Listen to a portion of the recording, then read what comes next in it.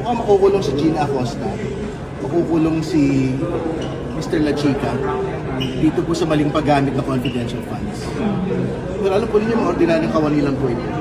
Kailangan po nating tiyaking makulong at matanggal sa pwesto yung pong pangalawang Pangulong Sara Duterte. Kasi very clear, the original sin for all of these things has been yung pong pag-utos ng pangalawang Pangulo na sabihin kay Gina Acosta, ibigay ito kay Mr. La Chica.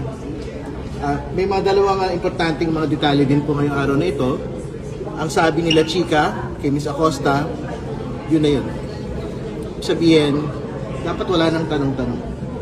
I don't think yan po yung proseso nung pong accountability na gusto po natin. Gusto natin may paper trail mula sa paglabas ng pera hanggang sa liquidation po.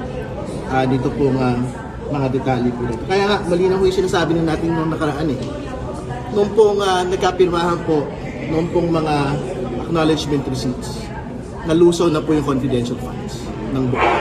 Kasi hindi na po natin malaman kung saan po ito napunta. And very surprising din po yung bagong detalye.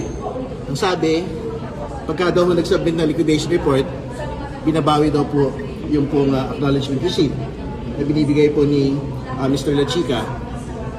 Very surprising po ito, and I think very irregular po ito kasi ang totoo naman po, yung acknowledgement receipts kasama ho dapat yun sa documentation eh.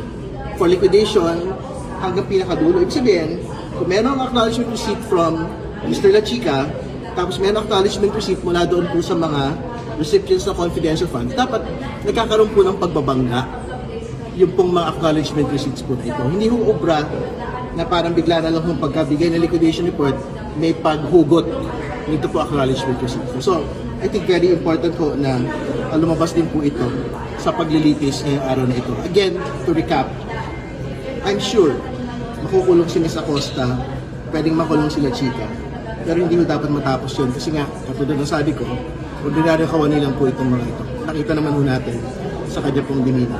Dapat hong makulong kasama nila si Vice President Sara Duterte, dapat matanggal on the basis of confidential funds misuse.